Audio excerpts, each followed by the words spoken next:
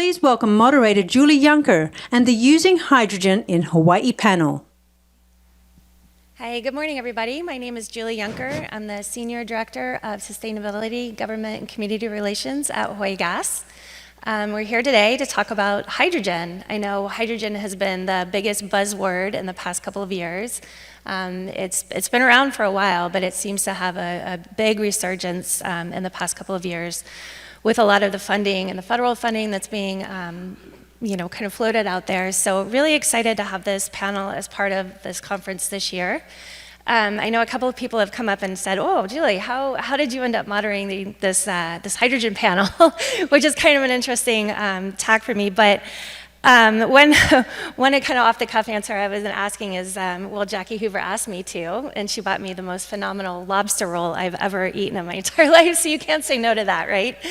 But anyway, with that, I think also, Hawaii Gas has been a leader in this space for over 50 years. I know you guys heard from Alicia Moy, our CEO, earlier today when she was talking about hydrogen and our hydrogen initiatives, that we've been blending hydrogen for 12 to 15% for the past 50 years. And Kevin's phone has been ringing off the hook from mainland utilities to, kind of understand how we're doing that here, and we've been kind of providing a lot of support to the other utilities since we've been a leader in this space. But with that, I definitely want to take a focus to my three panelists here, because I know they've been doing a lot of work in the hydrogen area for a really long time. I wanted to introduce, first off, Mitch Ewan. I know Mitch has been in this space for as long as I've lived in Hawaii, so that's been like over 8 years now. Mr. Ewan is a graduate of the Royal Military College of Canada, where he earned a degree in applied science. After a successful naval career that included command of submarines and destroyers, Mr. Ewan entered private industry, where he has served in a variety of senior executive positions. His hydrogen and fuel cell career spans over 30 years. He led the team that designed and built the Green Car, the world's first PEM fuel cell-powered automobile. He's also the former co-chair of the United States National Hydrogen Association and served on the Business Advisory Board of the Florida Solar Energy Center. For the past 20 years, Mr. Ewan has been on the staff of the University of Hawaii's Natural Energy Institute, HNEI, as a hydrogen systems program manager, where he's helping to develop HNEI's hydrogen infrastructure and fuel cell programs, including 2 hydrogen production and fueling stations. The second panelist is Dr. Ganesh Arumugam. He's a senior materials engineer at Oceanit, where he's leading advanced functional materials development for marine, aerospace, and oil and gas applications. His research interests include nanomaterials, surface treatment, electrochemical energy generation, and storage. Currently, he is developing a hydrogen-resistant surface treatment to enable hydrogen blending in natural gas pipelines. Dr. Arumugam received his PhD in chemistry from Michigan Technical University and his bachelor's in chemical and electrochemical engineering from Central Electrochemical Research in India. He has more than 15 publications and 10 issued patents and more than 6 applications in the patent process. And our third panelist, last but not least, Riley Saito. Riley has had a multifaceted career in the private sector prior to serving with the county. He began a 16 career with Hyatt Hotels following graduation from the University of Hawaii Manoa School of Travel Industry Management. This period resulted in 3 mini careers in food and beverage, information technology, and ending up in finance. He then served as corporate controller, vice president at Mauna Lani Resort, which operates the Mauna Lani Bay Hotel and Bungalows, the Francis H. Brown Golf Course, and Mauna Lani Spa. He left Mauna Lani to join SunPower Corporation and worked for over a decade to shape Hawaii's clean energy future through legislative, policy, and business development initiatives. He established a consulting business in renewable energy prior to joining the county, and he's been very active in the hydrogen space since he's been at the county. So with that, I certainly have much more esteemed panelists. They're more deep in the hydrogen technology than me, so I'm going to kick it off to Mitch to talk about kind of the overall landscape of Hawaii and hydrogen, and then we'll move to Ganesh to kind of talk about some of his technical initiatives, and then to Riley to kind of envision the future of what hydrogen could look like in Hawaii. Thank you very much got to get this right here. Thanks very much for your kind introduction, Julie. So I want to talk about HNEI's transportation and hydrogen infrastructure program with a lot of focus on what we're currently doing on the Big Island of Hawaii.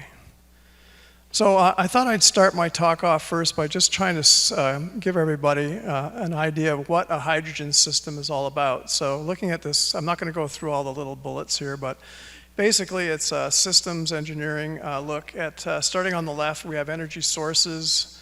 You can see the list there. We have hydrogen production, we store the hydrogen, we distribute it, and then we have end-use applications like cars and buses. So why hydrogen for Hawaii? So first of all, it displaces fossil fuels for transportation and provides long endurance energy storage. And when used in a fuel cell, this is my favorite part, the only byproduct is pure water. Produced in Hawaii using all our local renewable energy sources, retains billions, that's with a B, in Hawaii, which is good for the economy and jobs. Energy security, we don't have to worry about the oil tankers showing up. No wars to interrupt our supply chain like we see going on in Europe right now. And guess what? We will never run out of hydrogen. So why hydrogen for mobility? First of all, lighter than batteries. I'm not trying to knock battery electric vehicles. They certainly have their place here in the total mobility mix. But it enables zero emissions and light and heavy duty vehicles. Can use also in aviation. There are actually aircraft now flying on hydrogen and potentially for marine shipping. So one of the huge advantages is rapid vehicle refueling. I can refuel my bus in 15 minutes, and I can, with one dispenser, I can refuel up to 20 buses when they're parked overnight. Much longer vehicle range, that's important for the Big Island, maybe not as important on Maui and on Oahu. And no self-discharge. I have a tank that's been filled with hydrogen for the last 10 years and it never budges.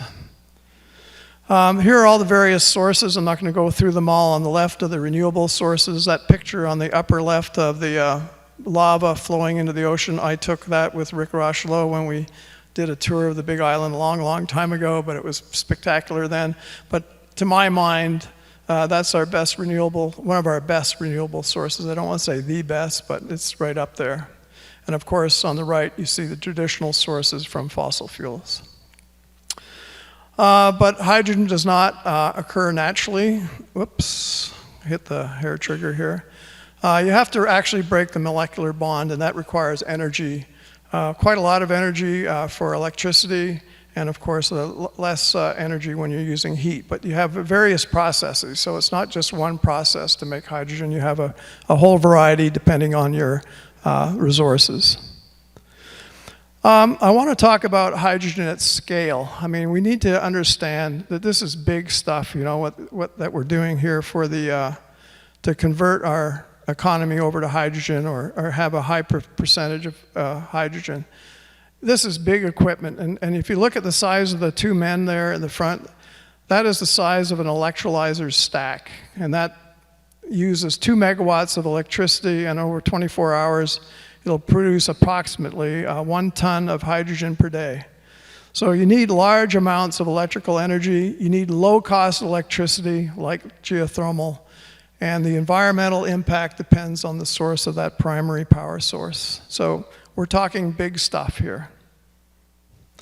Don't worry about the vehicles. The OEMs have got that solved. You can buy any type of hydrogen vehicle there is on the face of the planet right now. I'd like to introduce the first bus in Hawaii that's in revenue service as of Monday, and it's on the road today on the Big Island. And talk about our HNEI. We came up with a hydrogen hub together with Greg Barber about 5 years ago. But the whole objective is to de-risk the introduction of hydrogen for the public, and particularly at the government level, so that the county does not have to take the financial and technical risk. We've taken all the risk, and then we pass on the findings or the end result to the county to take over. So the strategy is to develop a key hydrogen infrastructure. It's essential to be able to fuel hydrogen vehicles. I don't own a hydrogen vehicle myself here, even though I did develop the first PEM fuel cell powered car, about 25 years ago, because I don't know where to fuel it. So until you have the hydrogen available and the infrastructure, you can have all the cars in the world, but you can't refuel them. So it's essential to have that in place. And industry will supply the vehicles. So initially, we want to support heavy users of hydrogen. So my bus currently uses about 20 kilograms a day. A bigger bus would use 30 to 40. And we want to build up the demand for hydrogen as quickly as possible, because right now, the taxpayer is paying for this. And once industry realizes they can make money at it, then they'll take it over, but we're not there yet. So that's why we want to have fleets, and we want to be able to have heavy-duty fuelings. So the plan, as I just said, is focus on the fleets. They have central fueling, large hydrogen demand, public benefit, the dollars support public transportation needs. And, the taxpayer is paying for this, so I say, it's not for rich guys with their toys. This is the general public, Mr. and Mrs. Front Porch North America. They can all enjoy the hydrogen experience. So my system includes an electrolyzer. I've got some pictures of this later on, dispensing, all the things you saw in the graph when I started this presentation. We've interfaced closely with mass transit on the Big Island, the planning and permitting department. We went through all that. County fire department, they had to approve it. And the county research and development, including my good friend Riley over here on the right. So we purchased the first fuel cell electric bus for public transportation in Hawaii, and it's now on the road today. It's running today. It's second day, I'm happy to say. Here's our hydrogen station located at Nelha. You can see it's pretty photogenic, and there's the first bus sitting there ready to go, and it has a brand new wrap on it. So you can go down there anytime you want if you want a tour and check it out. Here's a layout. I won't go through all the nitty-gritty, but you can see the typical 40-foot shipping container houses the electrolyzer and a big compressor. We oversized the compressor so we can add additional hydrogen capacity production later if we want to. And we have 3 tube trailers if we want to move hydrogen around the island. I'll stop there. That's what it looks like in real life, so kind of like the 3D rendering. And it's a real showcase, and I'll tell you why that's important. Here's the driver's view as he's zeroing in to come up to the hydrogen station. Totally automated. We take the person out of the loop for safety purposes. The only thing that the driver has to do is hook up the hose to the bus, hit the button, and the computers take over. Another beauty shot of the same bus that you saw. We're going to get 2 additional ones. They're being prepped for transport over here to the Big Island, where we'll be installing some larger fuel cells. By the way, the drivers really like driving this because it has really good torque and really good performance like electric vehicles do. It is an electric vehicle. This is leveraging the buses. We have a 10 kilowatt export power unit, so we were talking earlier this morning about resilience. So this turns your fleet into a system of movable or mobile backup power sources for disaster relief and emergency. Civil defense really likes this concept. I can deliver 10 kilowatts of power for 32 hours. I have 110 and 220 volt AC outlets, standalone operation, and I can refill the bus in 15 minutes and get another 30 hours out of it. So when people start talking about, oh, how much this bus costs, we're really leveraging it's more than just a bus. It can actually save lives.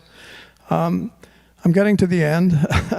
So some of our major accomplishments, the county and ourselves teamed up. We won $14 million of low, no emission Federal Transit Administration grant to purchase 6 full-sized hydrogen buses. We couldn't have done that without the hydrogen station and all the infrastructure we put in place, because it showed that we had skin in the game and we were ready to go. We put 1,800 miles on this first bus, testing it. We commissioned the first fuel cell electric bus being used in public transportation. Completed first responder and bus operated training. I had about 30 to 40 first responders at the senior captain and actually fire chief level, who gave the station a lot of safety checks, and they only found one thing, which we fixed in about 10 minutes. As I said, we're upgrading the final 2 buses with 90 kilowatt fuel cells. And here's our partners and friends. I would like to shout out particularly to Office of Naval Research, who provided a majority of the funding. Also, NELHA has been an absolutely fantastic partner. U.S. Hybrid with the fuel cell, and they're over here every day supporting that bus. The state of Hawaii contributed money out of the hydrogen fund to buy the bus, and also out of the barrel tax money, and of course HNEI. And the Department of Energy started this off, I'm not going to tell you how long ago, but it was long ago, with $2.5 million to get it cranked up. And that's it. Aloha, everyone, and thanks for listening. Thanks, Mitch. No, those are certainly really fantastic accomplishments. I know that that's been a long time in coming, so congratulations to getting the hydrogen bus up and running and operational. And I think that last slide really talks to the theme of collaboration, right? Where it really takes a lot of people coming together with a vision and really making it happen. So kudos to you guys and kind of getting that through the gates. So yeah. Thanks, Julie. Yeah. All right, Ganesh. Okay. Oh, can I grab the? Sorry. All right.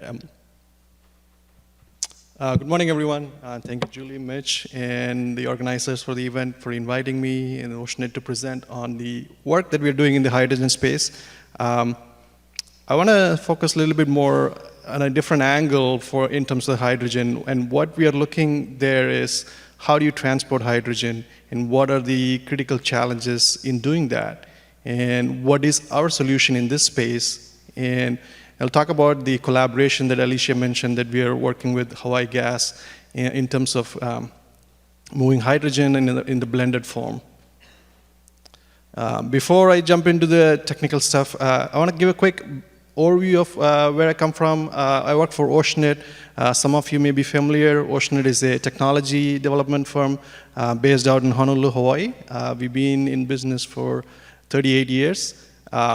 Our expertise is we look for problems that are difficult to solve, and we try to develop the solution and take it to the customer.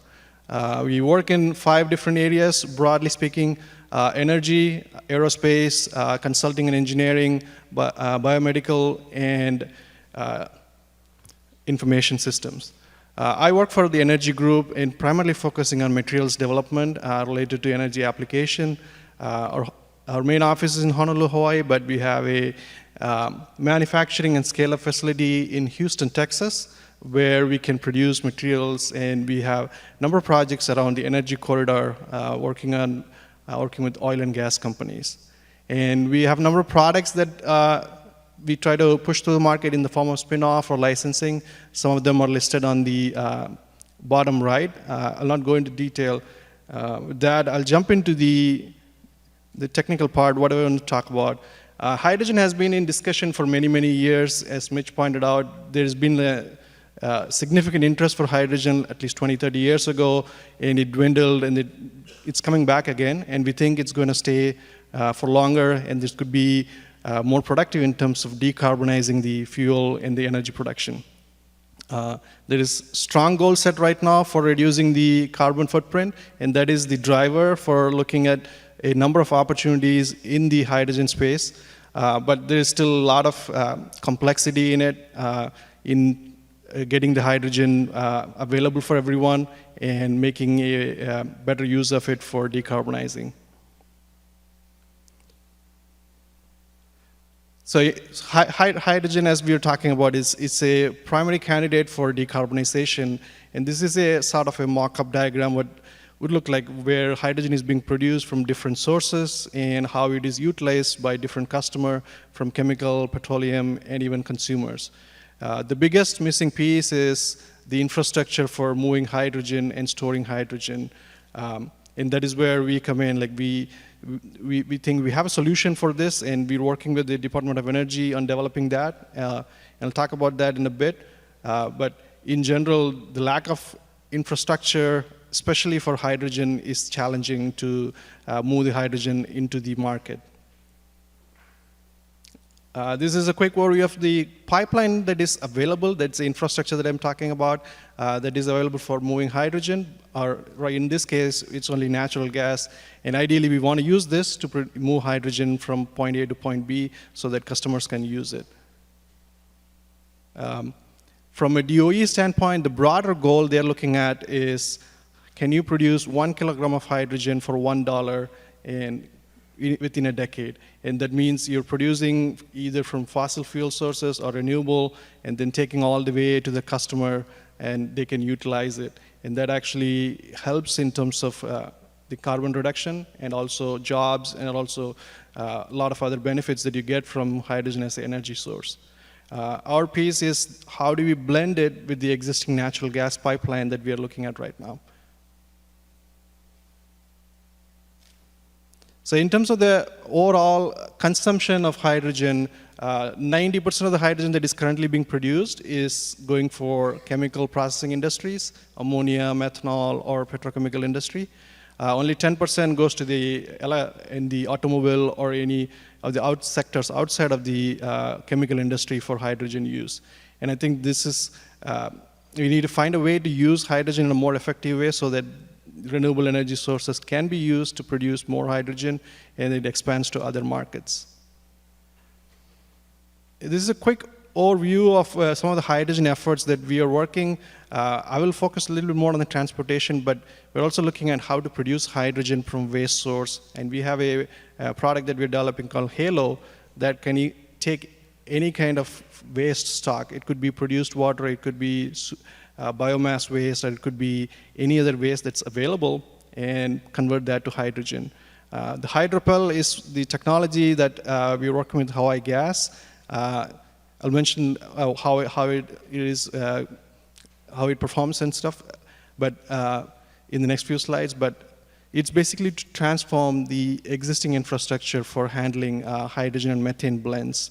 Another piece that we're looking at is hydrogen detection in the gas line, and also hydrogen leaks from the gas lines. So that's HYDEOS, it's an optical sensor. And in the past, we have worked on nanomaterials for hydrogen storage and nanocatalysts for fuel cell. So the biggest challenge right now, not just in Hawaii, in the US, is how do you move hydrogen? The US has like 1.2 million miles of pipeline that is available, but not all of them is prepared for hydrogen. Only a fraction, like 1,600 miles, is currently available for hydrogen. Based on all sort of economic estimate, moving hydrogen through pipeline is the most cost-effective way to do it. But the challenge there is the pipelines are not ready to take hydrogen, because some of the pipelines in the network are prone for hydrogen embrittlement, which basically weakens the steel, and it can cause damage over a period of time. Even 1% hydrogen in the pipeline can cause significant damage to steel, and it can increase fatigue and then cause catastrophic accidents. And that is one of the reasons people are still concerned about moving hydrogen in the form of blends. If we have to build a new hydrogen pipeline, we're looking at $4.5 million per mile. That's a 36-inch pipeline, and you would need to spend billions or close to $1 trillion to build an entire network of pipeline if the entire US has to use hydrogen. And that is the biggest hurdle for the hydrogen to be more commercially available. The one way to do that is, we think, refurbishing the existing pipeline that can help move the transportation of hydrogen. And that is where our solution comes in. Hydropel, which is a surface treatment technology that we have developed. This is based on a number of years of surface treatment work that we have done with the oil and gas sector as well as the energy sector. The idea is to apply the surface treatment inside of the existing pipeline through technologies that are currently available. In situ pigging is one. And that what it does is basically it acts as a barrier for hydrogen to penetrate into the steel, and it can prevent the embrittlement and possible fracture or any kind of failure. This has been tested in the lab, and we are, I don't want to bore you with a lot of details, but the picture on the right-hand side top corner is a schematic showing how our surface treatment would look. And the bottom left image is the view inside a pipeline with the hydropel applied into it. The other benefits of the technology is corrosion prevention and also drag reduction. And one factor we looked into when we were developing this is how does it compare versus building a new pipeline. That is important to understand. What we saw was the cost of refurbishing using the hydropel technology is almost 1/10 to the cost of building a pipeline. And it offers the drag reduction benefits, corrosion benefits, and also helps pipes cleaner so you can move gas more efficiently. So in terms of the collaboration with Hawaii Gas, it's been a very exciting opportunity to work with them. Kevin Nishimura and his team has been extremely supportive on the hydropel work, and we are new to gas industry, and we're learning from the Hawaii Gas team on what are the challenges, how it is being addressed, and what can be done in that space. As we heard in the morning, like the gas in the Hawaii Gas pipeline could be having anywhere from 12 to 15% hydrogen, which is sort of unique in the entire U.S. Not many operators have that kind of hydrogen in there, and Hawaii Gas has been doing 50+ years on that blend, and that actually provides a strong evidence that the hydrogen can be in the pipeline in a safe and effective way. And we are working with them to run a series of studies to determine how our material can even help further and how our material will perform over the period of time. And there are a lot of opportunities to look at it. One would be how it impacts the appliances. If you're putting 20% or 30% hydrogen in there, we want to see how it will impact the performance. Is there any issue with the overall operation of those appliances? And with that, I want to summarize what hydropel is: a surface treatment technology that we are developing that can transform the existing pipeline to enable decarbonization much more rapidly. And the technology is based off industry-accepted tools and techniques. So we are thinking about scale when we look at it. And the cost is a preliminary primary factor because we can produce the material at a very cost-effective way and we can apply it. And that actually opens up the opportunity for moving this technology into the pipeline in the near future. And thank you for your attention. Awesome, thanks Ganesh. And yeah, we're very excited to be partnering with Oceanit on this, piloting this hydropel technology. I know, as we've mentioned, we've had the hydrogen in our pipeline, but as we move forward to decarbonize our fuel source, hydrogen is one of the initiatives that we're looking at. So being able to increase the blending amount within our pipelines safely and addressing all the embrittlement issues is going to be key to kind of moving hydrogen forward in the state here. So with that, last but not least, Saito. I know he's been doing a lot of work over at the County of Hawaii with hydrogen buses and hydrogen partnerships and the DOE, so I'm going to let you talk to that.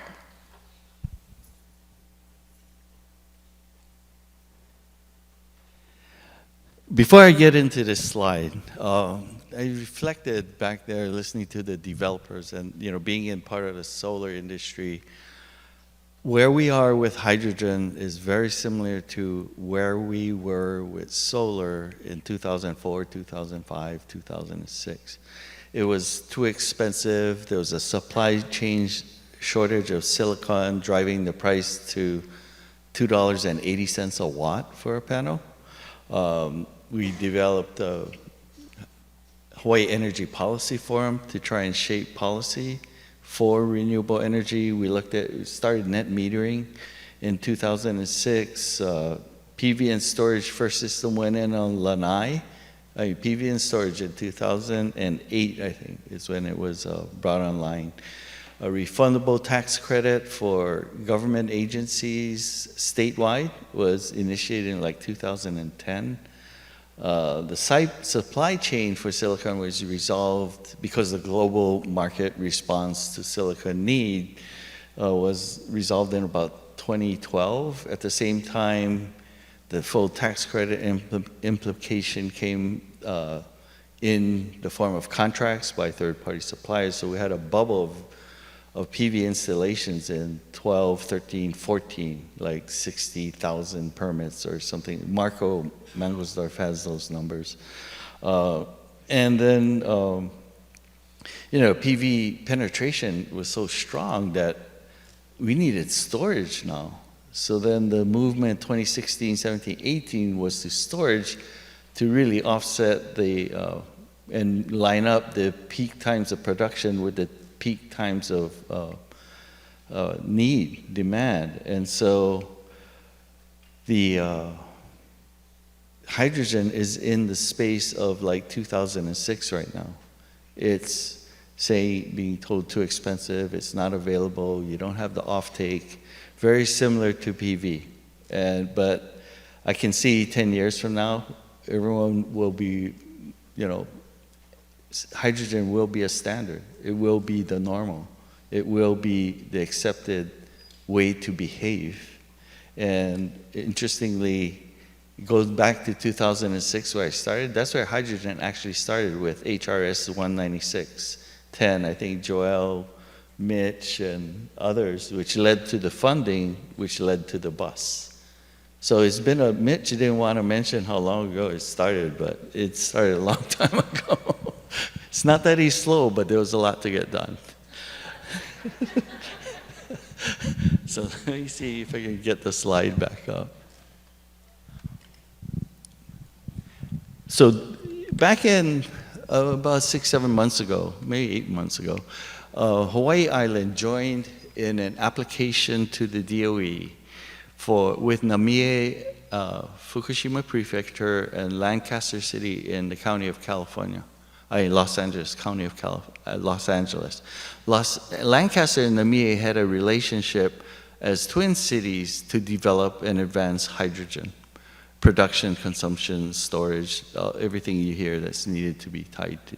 So we came up in this, they've actually visited, Hawaii County. They looked at the geothermal, wind, solar, our production facility at Nauha. And so we developed and applied for a sister city, smart city kind of relationship, in which Lancaster and Namie would be the mentor and Hawaii County would be the mentee. And so infrastructure, DOE, and clean energy, where they're all part of this partnership. And we applied with the DOE. And this is a global application for partners. And there were 16 applications, 2 were awarded. One is England and Japan, and with ours, it's a mentor-mentee with Lancaster, Namie, and Hawaii County. And it's interesting because both Lancaster and Namie have done a lot of work in that space. Lancaster's mass transit fleet, including round trips to LA City, downtown LA, from Lancaster, which is about 100 miles or so. The routes are all served by zero-emission buses, 100% of their city. And they're looking at standing up the charging of the battery buses by fuel cell electricity provided by hydrogen. In the meantime, Namie has gone far beyond. To give you a background, with Fukushima, that's the prefecture that had the earthquake, which resulted in a tidal wave, which resulted in a nuclear meltdown. And so this is in Japan. They're working on rebuilding Namie Town as a clean energy source, or clean energy totally. And with a lot of support from federal government, private partners, very similar to what we applied for in the partnership for the hydrogen hub, which includes all of those elements. Namie has been working this for about 5 years now. So I'd like to have the video played. It's kind of gives you a profile of what and how Namie has worked toward a hydrogen future.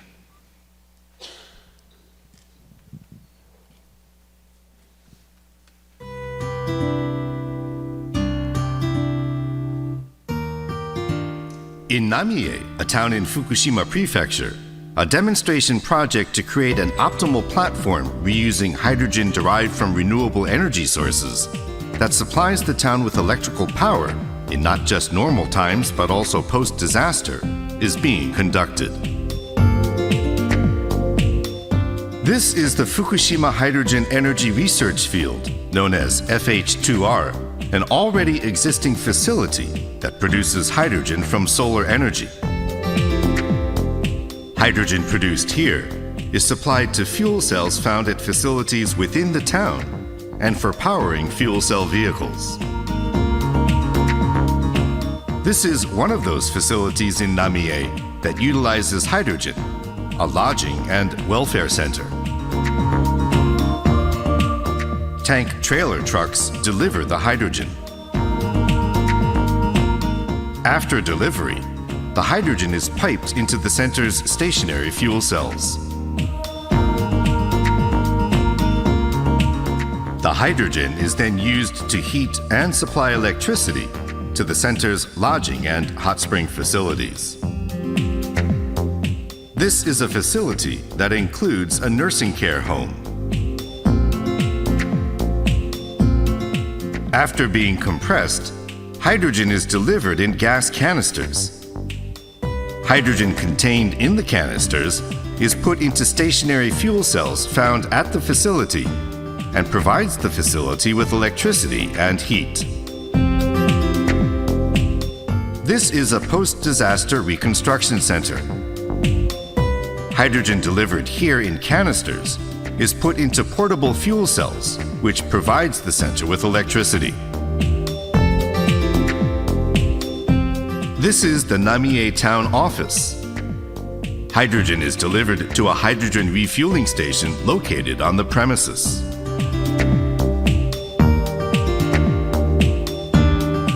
Delivered in gas canisters, the hydrogen is used to power town-operated fuel cell vehicles. This project's prominent characteristic is its operation optimization system, which can remotely monitor the electrical and heating demands of each facility and the remaining amount and pressure of hydrogen. With GPS, it can also instantaneously ascertain the location of delivery trucks.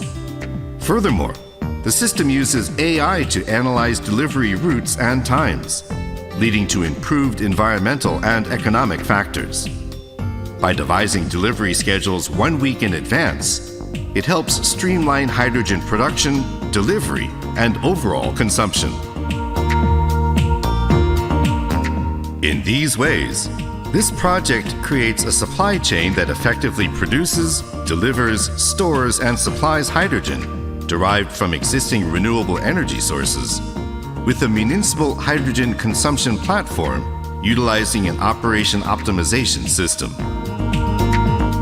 Through this, we aim to operate a hydrogen infrastructure, help spread the use of hydrogen locally, and help realize a carbon-free world.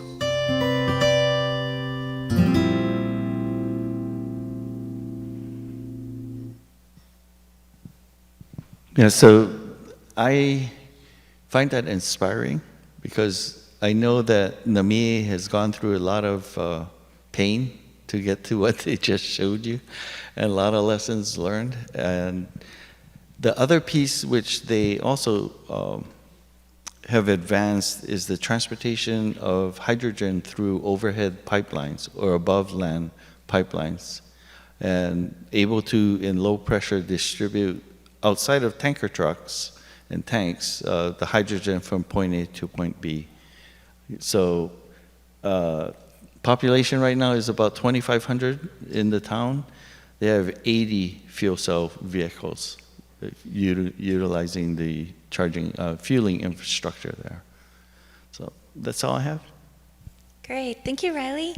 It looks like we've got a lot of time for questions. I know I have some from the audience, but one kind of common theme that I'm seeing, from some of these presentations is the importance of some of that federal funding that's been able to kind of jumpstart some of the initiatives, Mitch with your bus and Riley with these partnerships, and Ganesh, I'm sure too, with some of the technology that you guys have been piloting. And one thing, too, I think that we all have in common up here is we've been part of the state's application to the hydrogen hub. So I don't know if you guys are aware, but the federal funding through some of the IIJA monies is coming out is at least billions of dollars that are coming into funding hydrogen, and just want to commend the State Energy Office and the team over there for taking the lead and organizing Hawaii's application to become a hydrogen hub, which I think is really important for Hawaii to get some of that federal funding here. But I wonder if you guys could talk to what that process was in terms of working with the DOE, getting the funding, and how important that was to your projects. Or Sorry, can you repeat this? I can't quite hear the... Yeah, sorry. So I was talking about the federal funding, like with the DOE and how important that is, right? Because Mitch, I think you just got another $16 million, $14 million, I think, from the DOE to kind of keep with initiatives, and with the DOE funding that was, kind of so important to kind of initiating your bus project, and Riley with the funding too as well that helps support some of the initiatives that you guys are doing. So way back in the beginning of time, the U.S. DOE provided the initial funding for it was called the Hydrogen Power Park project at that time. And I was a consultant to HNEI and wrote the proposal for it. We won $2.5 million. Of course, I wrote myself in as a project manager. Ha, ha, ha. And I've been there ever since. But they provided the initial seed funding to get this all going. And then we've had the Office of Naval Research has been also a tremendous partner, as the state of Hawaii, because you may recall we had the Hydrogen Fund, which was very beneficial and provided a lot of money for this project. So I have actual Hydrogen Fund money in my project here on the Big Island. So I'm not sure I answered your question, but oh, you did. Okay. Yeah, thanks. So in our case, for this particular one, the HydroPel, this is a Department of Energy SBR program, but we've been working with Department of Energy on different ways. One way is they do funding opportunity announcement. That's a broad agency announcement that gives a significant amount of money with the industry support. And we've been very successful in getting that. And prior to this, we had several years of DOD, ONR, Army funding to develop the base technology that we are trying to push for the hydrogen pipelines. So it's interesting going through the hub process with dozens of people and partners, which is a cool thing. But what helped me, what it defined to me, where what the county can control and what can't control, where does it best fit? Because for the past 4 years, I was thinking from beginning to end, from production to consumption. But really, when we go to scale with this type of funding, we should find our little niche and where we play the game the best. So, I'm on second base and you're on first base, and we stay to our positions. So with the county, what we have is the ability to control and make available the off-take infrastructure. We have a lot of buses, we have a lot of trucks, we have a lot of cars, and so does the state.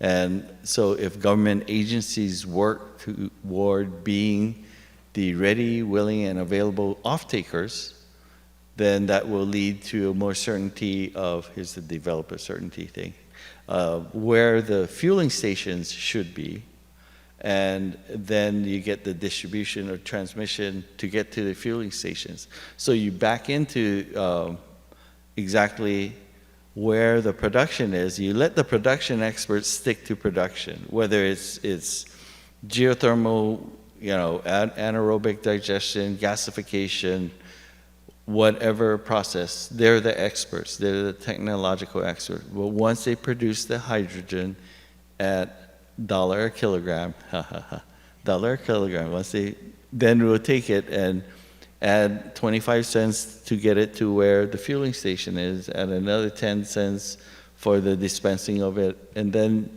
in the meantime, the government agencies have the actual consumption and use, which would, at say $2 a kilogram, it's an 80% reduction in fuel costs for all the state and county vehicles to operate. So it's the best and highest use of the counties work in a partnership like this to be the off-taker. Awesome. All right, so it looks like I've got some questions from the audience. One of them, the first one that came in, can one of you explain the connection between ammonia and hydrogen storage? So ammonia is a reaction between nitrogen and hydrogen. So instead of storing hydrogen as a gas, people tend to convert that to ammonia, and then ammonia can be stored in a much more easier way compared to hydrogen, and you don't have the same kind of side effects that you would get from storing hydrogen in a steel vessel. And it is easier to transport, and it can be diluted with water. A lot of benefits in going that way. Okay, thank you. And then the other one, I think is one of the big questions of the day, is how soon will we be able to scale up hydrogen production?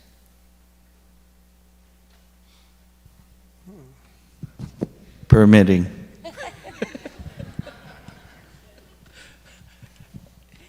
Well, you know, what Mitch described as far as his work in Hawaii County will help a lot. It's foundational, because he was like, here's the hydrogen facility that he's building. It's like a thick jungle, and he had one machete, and he chopped his way through permitting and training first responders and all the heavy lifting of being the first one to attack the hydrogen jungle with one machete. And so some of that is done, but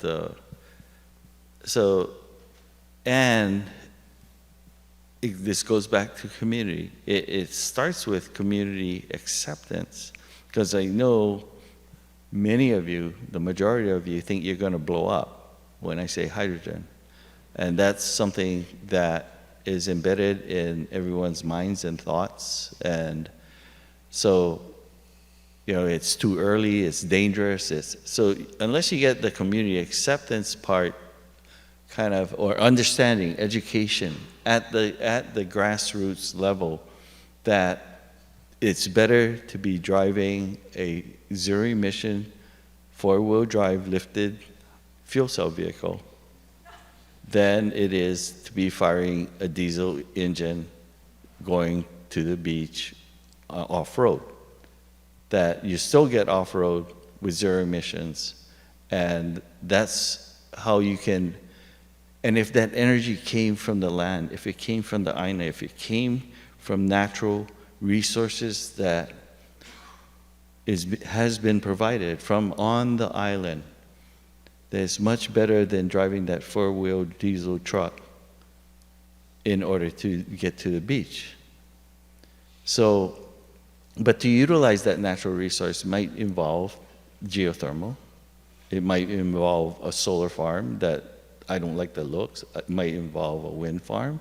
Might involve offshore wind.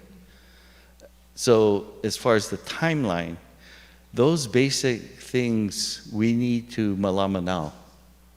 The education, the sharing of the safetiness, the availability, the long-term benefits of a circular economy, not exporting dollars to foreign countries, but spending it on on-island natural resources with our workforce producing it. That needs to be shared with our community first.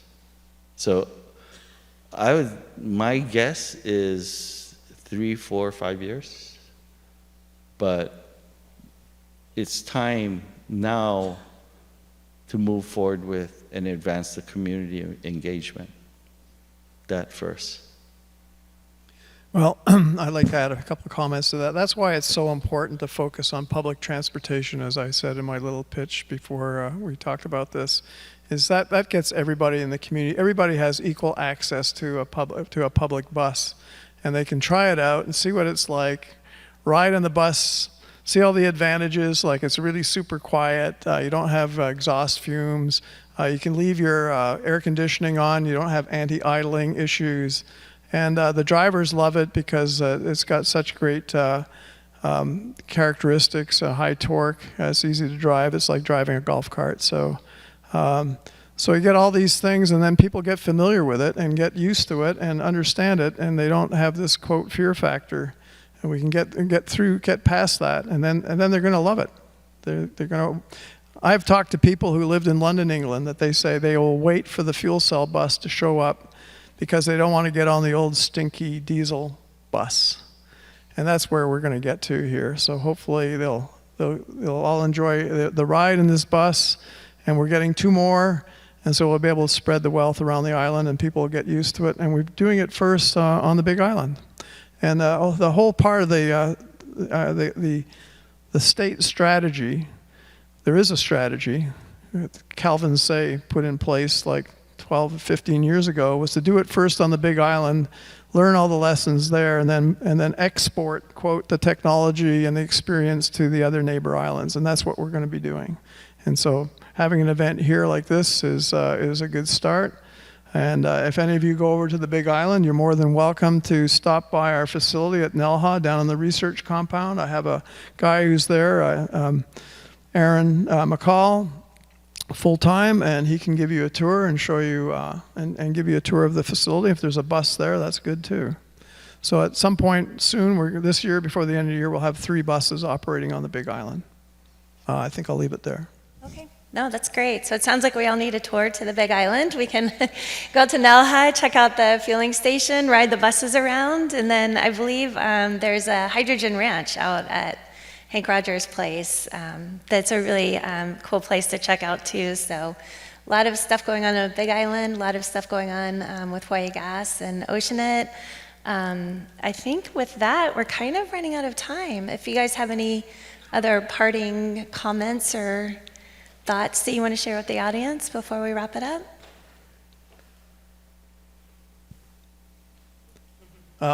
Yeah, I'd like to have a parting comment, is that basically we have arrived. It's like I said in one of my slides, you saw all the various kinds of vehicles that are now propelled by hydrogen vehicles.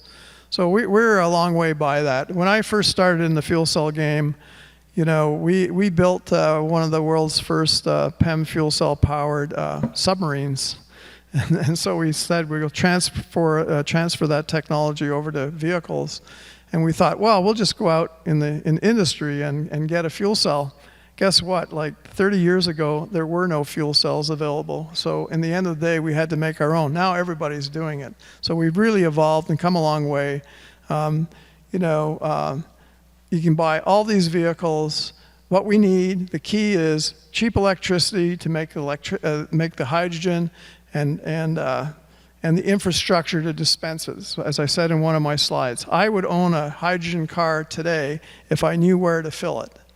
And I don't know where to fill it right now. The only station we have, there's 2 stations in Hawaii, one at Toyota dealership Servco on Oahu, and the one we have at Nelha. There's 2 stations. My first station was at the Marine Corps base. That's now been mothballed. And then there's one at Hickam, which is not in service right now. I used up all their hydrogen actually for the 1,200 miles we put on it. But they've got money coming, and they're going to be refurbishing that. But that's all we have right now. So we need to get going, build the infrastructure. There are people on the Big Island who want to build a fleet of hydrogen stations around the island. And then we can get going. Then we can get liftoff. And that's what it takes.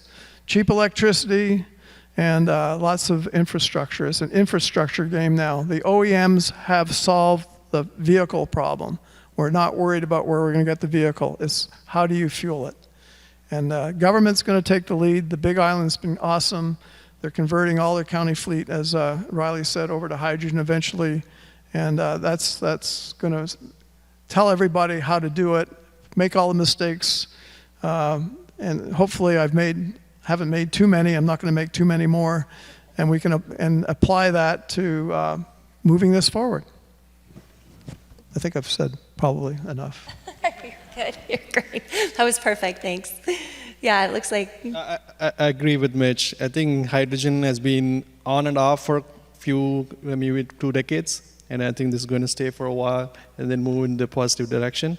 And I think we need contribution from every different sources that's available for hydrogen production and hydrogen utilization. So there's, you heard Mitch say cheap electricity, cheap electricity, cheap electricity. And so 10 cents a kilowatt hour is equivalent to fossil fuel. So anything under 10 cents a kilowatt hour to produce hydrogen with green processes is lowering the cost of fuel. And if you're building a facility for a 20, 25, 30-year life, you're stabilizing the fuel costs for our community at that reduced cost. So the PV developers that you can get down without grid connection, standalone production to 3-4 cents, you've reduced and levelized the cost of fuel for the community by 70%. And that price point is available now. So we should move forward now. Yeah, one last thing is, Riley's a very innovative guy. I mean, I love Riley. So the other thing we have, the big resource we have is our landfill.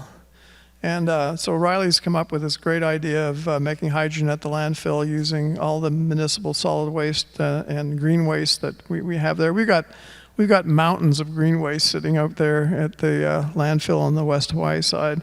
And that can all be used to build hydrogen. The ideal thing would be to put the bus maintenance facility right at the landfill so I don't have to transport that hydrogen from point A to point B.